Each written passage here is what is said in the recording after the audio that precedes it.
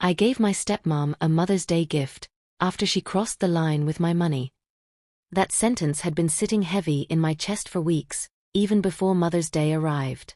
Not because I was excited to give a gift, but because I already knew whatever I did next would change how my family looked at me forever. What started as a simple act of kindness slowly unraveled into a lesson about boundaries, entitlement, and the quiet cost of always being the understanding one. Growing up, money was never something we talked about openly in our house. After my mom passed away, my dad remarried fairly quickly. His new wife Karen, my stepmom, came into our lives with strong opinions, louder emotions, and a way of making everything about family unity, especially when it benefited her. At first, I tried. I really did. I told myself she was adjusting. That blending families is hard. That patience was the price of peace. I was the oldest, financially independent early, and the one everyone quietly relied on. If something needed paying, covering, or fixing, my name always floated into the conversation without being said out loud. And I let it happen. Not because I was rich, but because I didn't want to be difficult. I didn't want to disappoint my dad again. The first time Karen crossed a line with my money, I convinced myself it was a misunderstanding. The second time, I told myself it wouldn't happen again. The third time, I stayed quiet. And that silence taught her something dangerous, that my boundaries were flexible. It started small. Can you put this on your card? I'll pay you back. Then it became, we're family, it'll even out. And eventually, it turned into assumptions. Expenses made in my name, plans involving my money, decisions I was never consulted about. Every time I hesitated, Karen would tilt her head and say, I thought you cared about this family. Mother's Day was approaching when the final straw happened. I checked my bank statement one evening, expecting the usual routine numbers, when something unfamiliar caught my eye. A large transaction. Not catastrophic, but not small either. I stared at the screen, hoping I was mistaken. I wasn't. The charge was linked to an account Karen had access to years ago. An access I had never realized she still had. My heart dropped. I called her immediately. She didn't panic.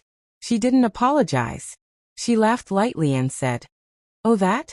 I needed to cover something quickly. I knew you wouldn't mind." Wouldn't mind.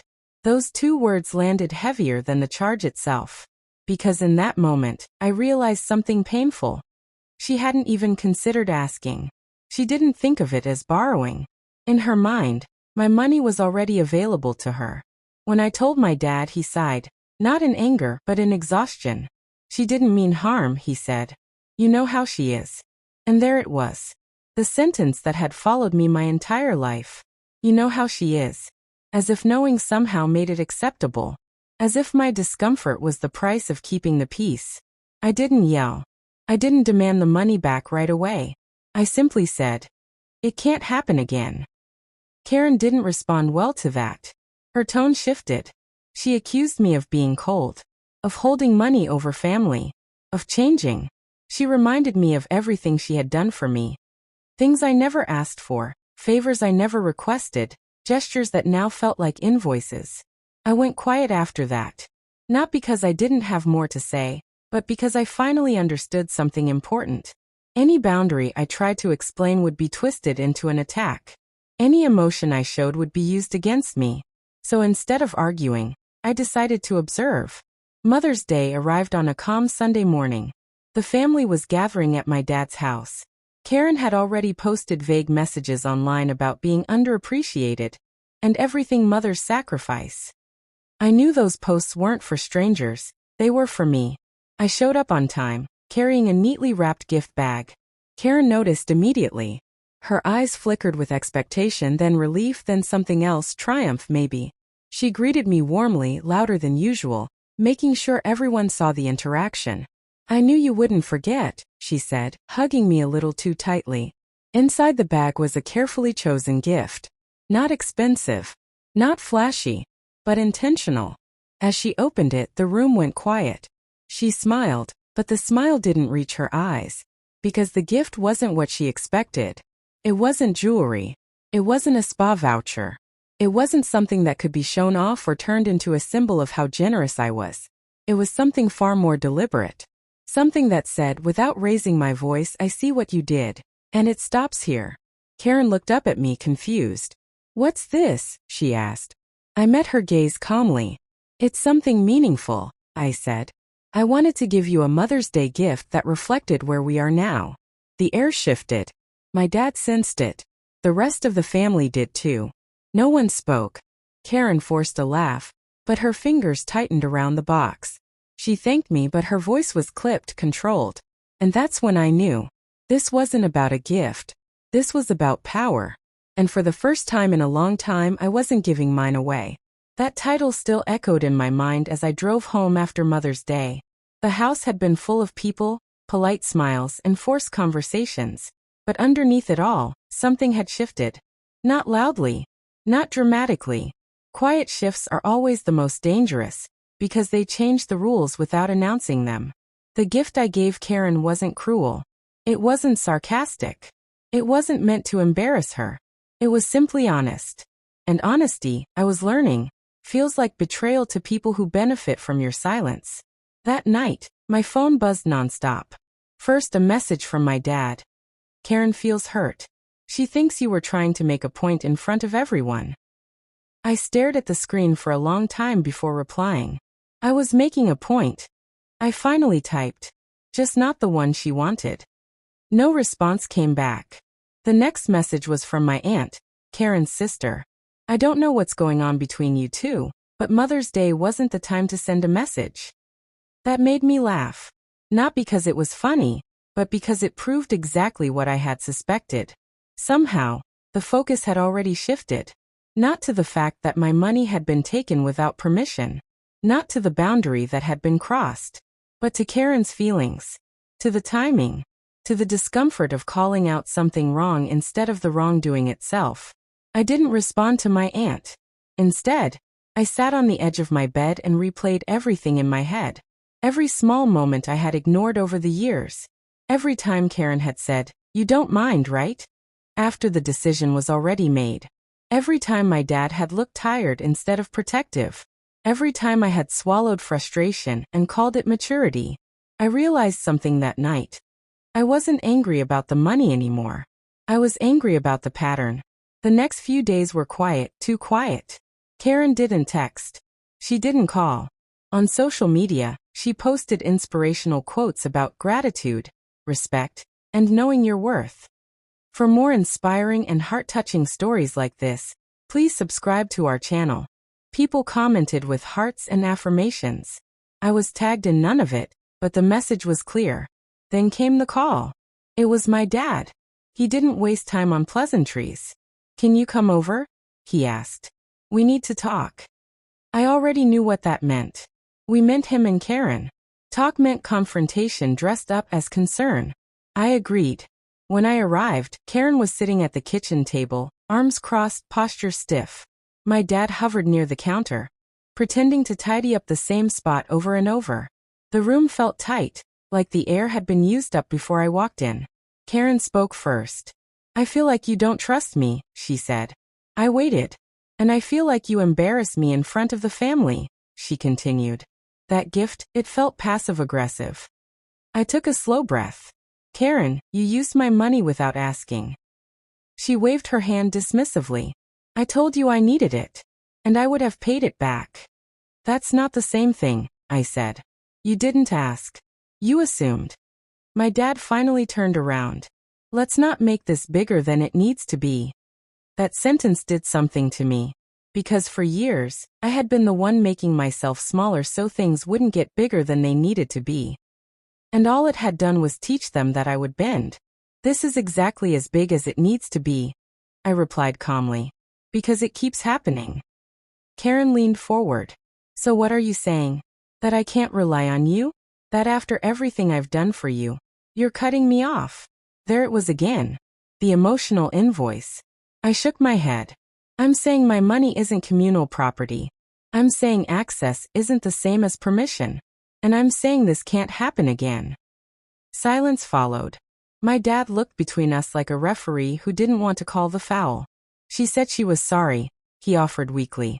Karen snapped her head toward him. I did not say I was sorry. I said I didn't think it was a big deal. That was the moment everything became clear. She wasn't sorry because she didn't think she had done anything wrong.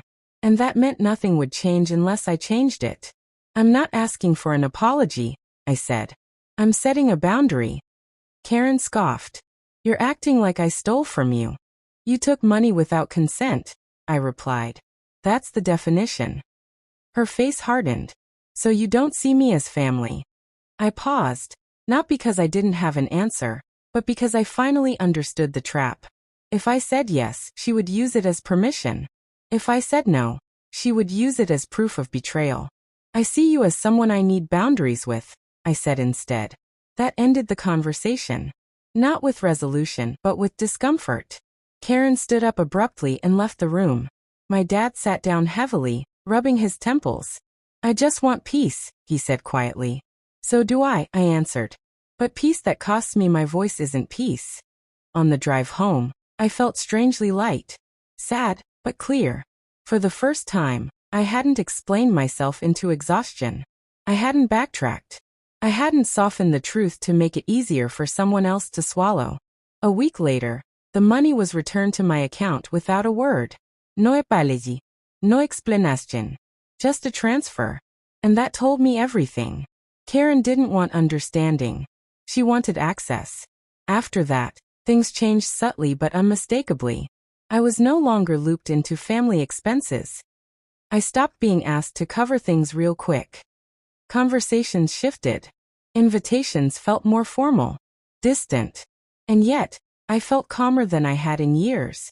Because here's the truth no one tells you. When you stop being useful in the way people are accustomed to, they don't always leave. Sometimes they just resent you quietly. And that resentment is the price of self-respect. I started checking my accounts more carefully. I removed shared access. I didn't announce it. I didn't explain it. I just did it. Karen noticed. How am I supposed to handle things if I can't access what I need? She asked my dad, loudly enough for me to hear on speakerphone one afternoon. My dad hesitated. We'll manage, he said. That was new. Not perfect. Not heroic. But new. And for the first time, I realized something else. My boundaries weren't just changing my relationship with Karen. They were forcing my dad to step up in ways he never had before. That didn't make me feel triumphant. It made me feel sad. Because it shouldn't have taken this long. But I also knew this was only the beginning. Because when people realize they can't control you the old way, they usually try something else. And Karen wasn't done yet. I gave my stepmom a Mother's Day gift, after she crossed the line with my money. If I thought setting boundaries would bring clarity, I was only half right. What it really brought was resistance, quiet at first, then increasingly calculated. Because when someone loses access to your money, the next thing they often try to control is the story. The first sign came through family gossip. I didn't hear it directly. I heard it through pauses, through changed tones, through the way conversations stopped when I entered a room. A cousin I used to joke with suddenly felt formal. An aunt asked pointed questions about my stress levels. Someone even asked if everything was okay at work, completely out of nowhere. Karen was talking. Not openly, not aggressively, but strategically. She framed everything as concern, as confusion, as hurt. She didn't say I was selfish. She said I had changed. She didn't say I was withholding. She said she felt shut out. And most importantly, she never mentioned the money. Not once. She let people assume. That's how manipulation works best. It lets others do the accusing for you. I found out the full extent of it when my younger cousin called me one night. I don't want to get involved, she said cautiously. But Karen told my mom she feels like you don't see her as a real mother, and that you used Mother's Day to punish her. I closed my eyes. Punish her. For weeks, I had gone out of my way to stay calm. I hadn't vented publicly. I hadn't defended myself to every relative. I hadn't corrected the narrative. I told myself the truth would speak for itself. But silence doesn't always protect you. Sometimes it gives lies more room to breathe. That night, I made a decision. Not to fight, but to clarify. On my terms. I invited my dad out for coffee. Just the two of us. He looked tired when he arrived. Older somehow. Like someone caught between loyalty and avoidance for too long. We talked about small things at first. Work. Weather. Nothing important. Then I asked him directly, "What has Karen been telling people about me?" He hesitated too long. "That you're pulling away," he said carefully. "That you're holding resentment. That she doesn't know what she did to deserve it." I nodded slowly. "Did she tell them she used my money without permission?" He winced. She didn't think that detail mattered. That was the moment I realized how deeply skewed the priorities had become. "That detail is the entire point," I said quietly. My dad stirred his coffee, eyes fixed on the cup. "She feels humiliated," he added. "She says you could have handled it privately." "I did," I replied. "Until she didn't." He looked up at me then. Really looked. "What do you want from this?" he asked. I thought about that question for a long time before answering. "I want honesty," I said. "I want accountability. And I want to stop being painted as the problem for protecting myself." He sighed. "Karen doesn't handle being corrected well." "I know," I said. "But I don't handle being used well either." The conversation ended without resolution. But something shifted again. Not because he suddenly agreed with me, but because I didn't back down. For once, I wasn't asking him to choose sides. I was simply refusing to play the role I'd been assigned. A few days later, Karen reached out directly. Her message was long, emotional, carefully worded. She wrote about how hurt she was, how blindsided, how she had always considered me one of her own. She said she missed how close we used to be. She said she wished I would talk to her instead of building walls. I read the message twice. Not once did she mention taking my money. Not once did she acknowledge crossing a boundary. Not once did she apologize. The message wasn't about repair. It was about access. I responded with one sentence. "I'm open to rebuilding trust, but that starts with acknowledging what happened." 3 dots appeared, disappeared, appeared again, then nothing. Days. Back down. No one spoke for a long moment. Then my dad cleared his throat. "Let's move on," he said. But it was already too late. The illusion was broken. After that dinner, something finally changed. Not dramatically, not overnight, but permanently. Karen stopped framing herself as the victim. Not because she accepted responsibility, but because she realized the story no longer worked. And I learned a powerful lesson in the process. People will tolerate boundaries as long as they don't inconvenience them. The moment they do, you'll see exactly who benefited from your silence and who never deserved it.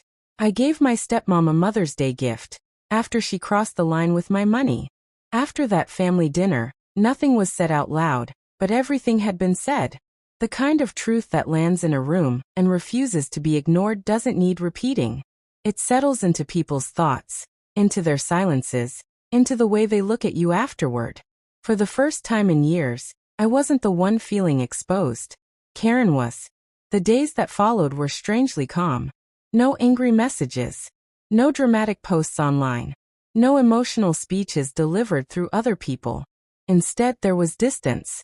A careful, deliberate distance that felt less like punishment and more like strategy. Karen had stopped trying to control me directly. She was adjusting.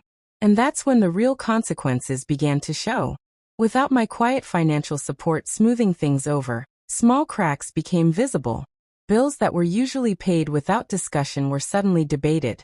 Weekend plans were postponed. My dad started asking practical questions he had never asked before.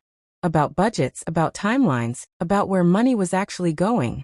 One afternoon, he came by my place unannounced. He looked uncomfortable, standing in my doorway, hands in his pockets. "Do you have a minute?" he asked. I stepped aside and let him in. We sat at the table, the same table where I paid my own bills, planned my own life, and for years, unknowingly subsidized theirs. He didn't sit right away. He paced. "I didn't realize how much pressure you were under," he said finally. "Or how much you were giving." I waited. I'd learned not to rush these moments. "She always said you offered," he continued. "That you liked helping. That you didn't mind." I met his eyes. Did you ever ask me? He shook his head slowly. That answer hurt more than I expected. Not because it was surprising, but because it confirmed something I had always known. My silence had been interpreted as consent. My generosity had been rewritten as obligation. I should have protected you, he said quietly, not leaned on you. Those words stayed with me, because they were the first real acknowledgement I had received, not from Karen, but from the person whose responsibility it always had been. Things didn't magically improve after that. Karen didn't suddenly apologize. She didn't sit me down and admit fault. Instead, she shifted tactics again. This time she tried guilt through exclusion. Family plans were made without me. Group chats went quiet. Photos appeared online of gatherings I hadn't been invited to. The message was subtle but clear. If you won't play your old role, you don't get the same access. Oddly, it didn't hurt as much as I thought it would, because I had already grieved the version of family where my value was tied to what I provided. What remained was lighter, quieter, more honest. Then something unexpected happened. Karen needed help. Not money, not access, actual help. My dad had a minor health scare. Nothing life-threatening, but enough to shake their routine. Appointments, medications, follow-ups. Things that required organization, not a credit card. My dad called me first. Not Karen. That alone told me everything. I showed up. I helped. I drove him to appointments. I took notes. I asked questions. I didn't offer money. I offered presence. Karen watched closely. For the first time, she couldn't accuse me of withholding. I was there. Calm. Capable. Supportive. But no longer exploitable. One afternoon, while my dad was resting, Karen approached me in the kitchen. Her voice was different. Quieter. Less performative. You could have walked away, she said. I considered it, I replied honestly. Why didn't you? She asked. I looked at her for a moment. Because my boundary wasn't about punishment. It was about balance. She nodded slowly, as if absorbing something she had resisted understanding for a long time. I didn't think it mattered, she admitted. The money. Thought we were family. We are, I said. That's why it mattered. She didn't apologize. Not fully. But she didn't deflect either. And sometimes with people like her, that's as close as you get. After my dad recovered, things settled into a new rhythm. Not close. Not hostile. Just defined. I was no longer the automatic solution. And that was the biggest change of all. What surprised me most was how others responded once I stopped overextending. Some relatives pulled away. Others leaned in more respectfully. A few even admitted they hadn't realized how much had been placed on me. It taught me something important. When you stop carrying what isn't yours, people are forced to confront what they've been avoiding. And not everyone appreciates that. Karen and I now exist in a cautious truce. Polite conversations. Clear lines. No assumptions. No access without permission. And my dad? He tries. He really does. He checks before asking. He listens longer. He steps in more. It doesn't erase the past, but it changes the future. That Mother's Day gift had never been about revenge. It wasn't a message wrapped in cruelty. It was a mirror. One that reflected something uncomfortable, but necessary. Because here's the truth I finally accepted. You don't owe anyone unlimited access to your resources just because they share your last name. Generosity without boundaries isn't kindness. It's self-erasure. And the moment you stop erasing yourself, the people around you have to decide who they really are. Part 5, final part. I gave my stepmom a Mother's Day gift, after she crossed the line with my money. By the time summer arrived, the dust had finally settled. Not in a dramatic, everything is fixed kind of way, but in the quiet way things do when the truth has been sitting out in the open long enough that no one can pretend they don't see it anymore. The family dynamic hadn't returned to what it used to be. And that was the point. For the first time in years, I wasn't bracing myself before phone calls. I wasn't scanning messages for hidden expectations. I wasn't wondering whether an invitation came with a financial obligation attached. The absence of that constant mental noise felt almost unfamiliar. Like stepping out of a crowded room and realizing how loud it had been the whole time. Karen and I existed in what I could only describe as respectful distance. We were civil. We spoke when necessary. We didn't perform closeness for the sake of appearances. There were no more emotional speeches, no subtle digs, no carefully phrased guilt.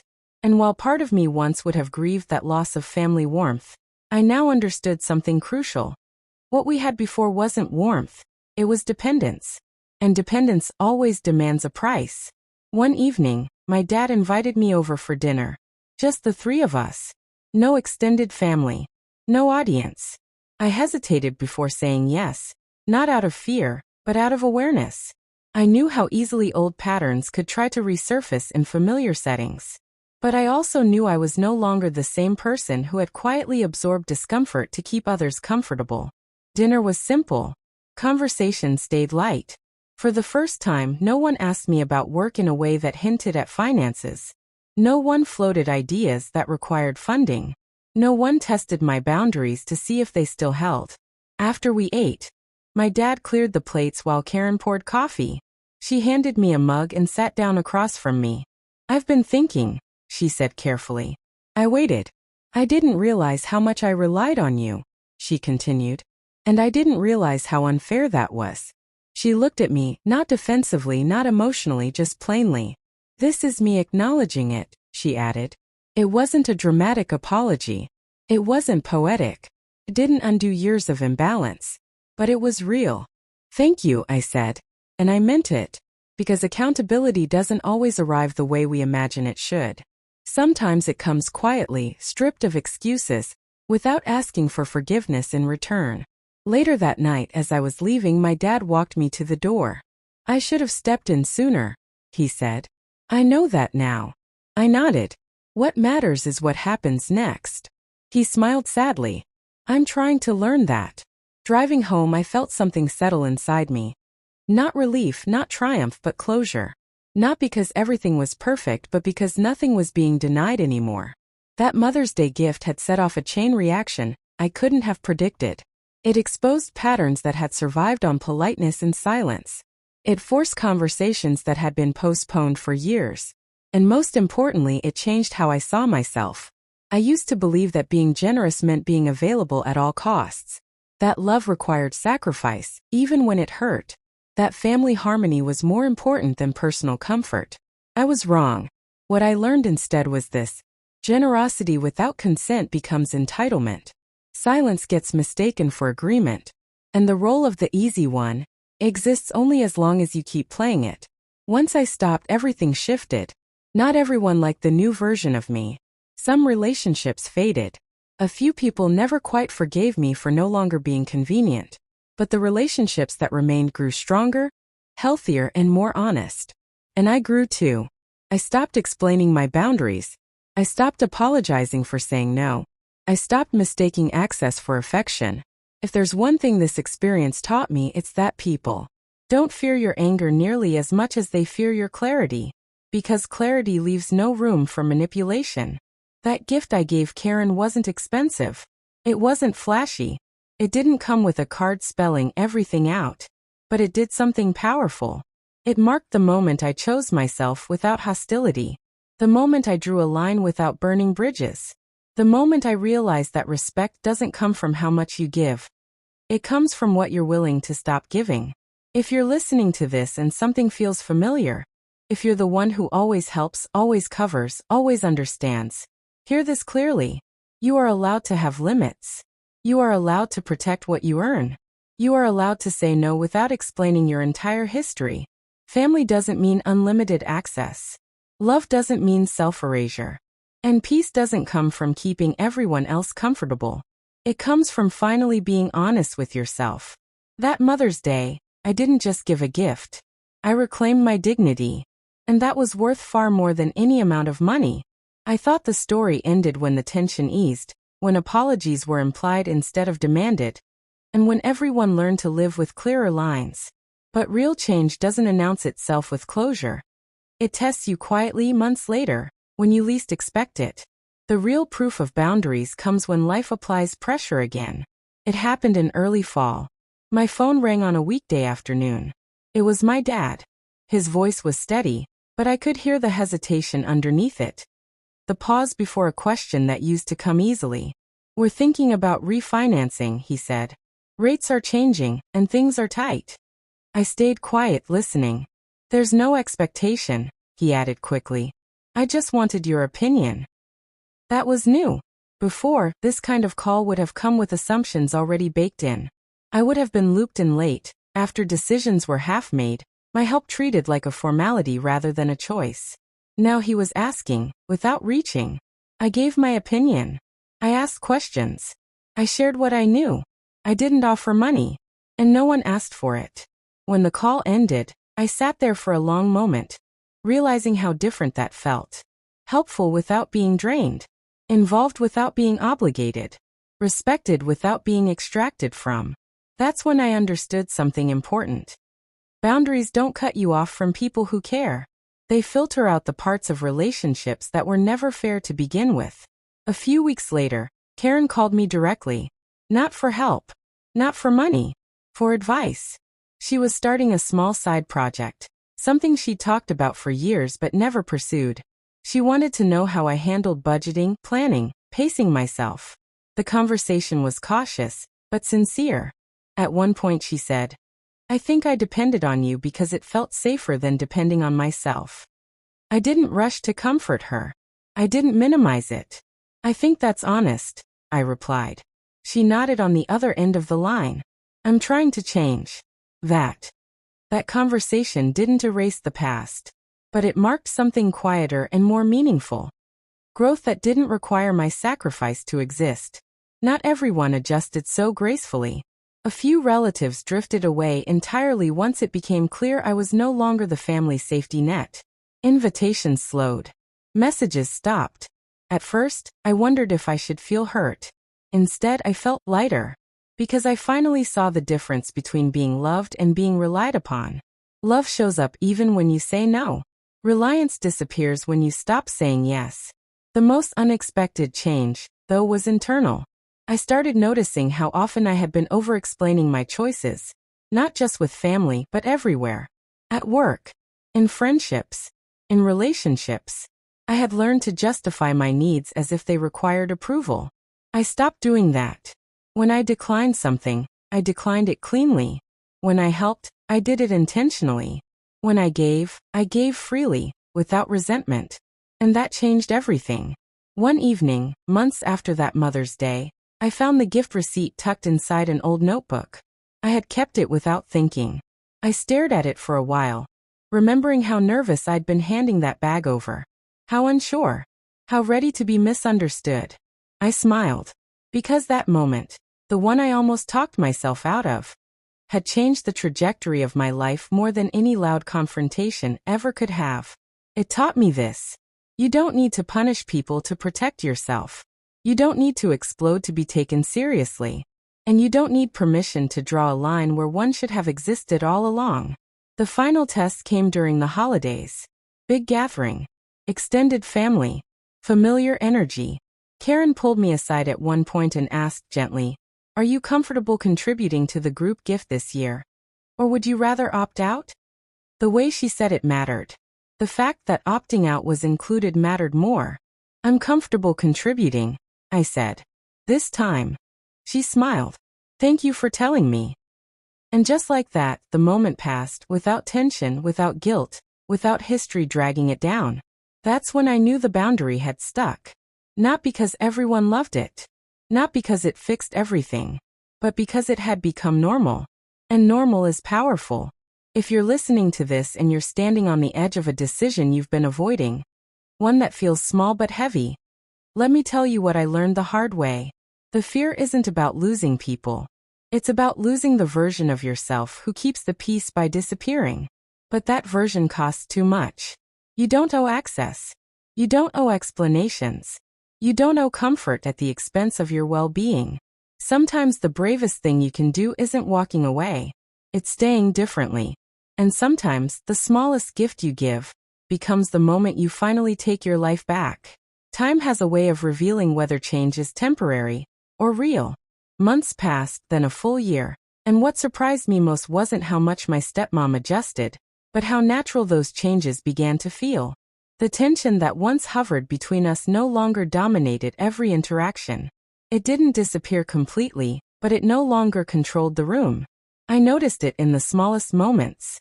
When plans were made, expectations were stated clearly. When money was involved, conversations happened up front. No assumptions. No quiet looks in my direction. No unspoken pressure. And for the first time in a long while, I felt like a participant, not a backup plan. One afternoon, my dad invited me to lunch. Just the two of us. No celebración. No agenda. That alone told me something had shifted. As we sat across from each other, he looked nervous. Not defensive, just honest. "I've been thinking a lot," he said, "about how things used to be." I stayed quiet. "I leaned on you because it was easy," he admitted. "Because you never complained. And I told myself that meant you were okay." He paused. I was wrong. That sentence didn't come with excuses. It didn't ask for forgiveness. It simply acknowledged reality. And in that moment, I felt something loosen inside me. Not anger, not grief, but understanding. "I don't want to go back to how it was," he added. "Neither do I said. "Boundaries aren't ultimatums. They're invitations to do better. And sometimes, people surprise you by accepting them." Karen and I never became close in the way people expect stepfamilies to be. There were no movie moment reconciliations, no dramatic apologies. But there was something steadier: respect. And respect, I learned, is far more sustainable than forced closeness. She stopped testing. I stopped bracing. At family gatherings, I stood where I belonged, without shrinking, without performing usefulness. I contributed when I chose to, not when I was assumed to. And no one repositioned me financially or emotionally. The biggest change, though, wasn't in them. It was in me. I stopped asking myself whether I mattered in a room. I stopped measuring my value by what I provided. I stopped mistaking peace for silence. I learned that being the easy one doesn't make you invisible. Staying silent does. On the anniversary of that Mother's Day, I passed a store window filled with cards and gift bags. For a moment, I remembered how nervous I'd been, how unsure, how close I'd come to doing what I'd always done, spending more, smiling wider, saying nothing. I didn't regret the gift. I didn't regret the discomfort it caused, because discomfort is often the price of growth, for everyone involved. If you're listening to this story and it feels familiar, if you've been the adaptable one, the forgiving one, the one who steps back so others feel comfortable, hear this clearly. Your place was never conditional. Your generosity was never an obligation. And your worth was never tied to your usefulness. Love doesn't ask you to disappear. Family doesn't require self-erasure. And peace doesn't come from being chosen. It comes from choosing yourself. This ending wasn't about revenge. It wasn't about winning. It wasn't about proving anything. It was about dignity. And that was enough. For more inspiring and heart-touching stories like this, please subscribe to our channel.